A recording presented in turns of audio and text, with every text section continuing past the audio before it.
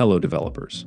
As a UI developer, I share the concepts and challenges I've encountered in real-world projects. This channel always brings you the best UI tips and tricks to make your designs look professional and modern. And if you're loving my videos, hit the like button and subscribe. It really motivates me to create more content. Today, I'll show you how to make your JavaScript interactions buttery smooth with debouncing, a simple yet powerful technique that improves performance.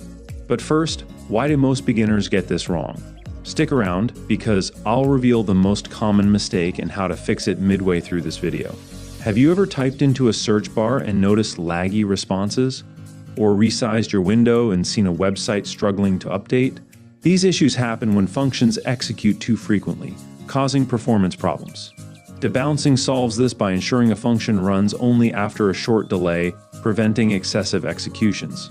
To see debouncing in action, we've created a smart UI with JavaScript Debouncing, featuring 3 real-world examples. Live search filtering prevents unnecessary filtering while typing. Button click prevention stops multiple rapid clicks from triggering repeated actions. Optimize window resizing updates screen size only after resizing stops. Let's jump straight into the project. Live search filtering using debouncing.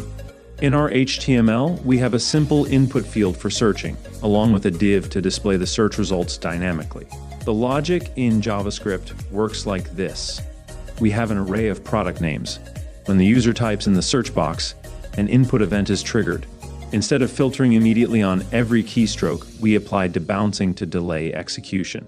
The debounce a search function waits 500 milliseconds before calling the actual search function. Here's the key part of our JavaScript logic. First, we clear any existing timeout to prevent the function from executing too soon. We set a new timeout that waits 500 milliseconds. If the user stops typing within this time, the function runs. The search function then filters the product list and updates the UI.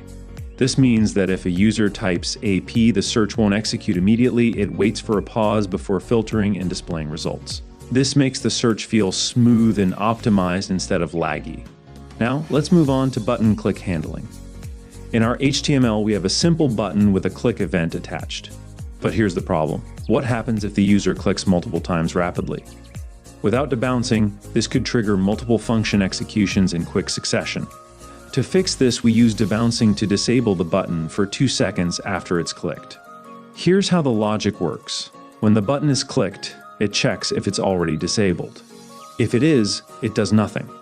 If it's not disabled, we display a message, button clicked, and disable further clicks. After 2 seconds, the button is re-enabled so the user can click again. This prevents spam clicks on forms, buttons, or UI elements that trigger important actions. Finally, let's talk about window resizing. In many applications, the resize event fires every single time the window size changes, even when dragging the window for just a fraction of a second. This leads to unnecessary function calls, slowing down performance.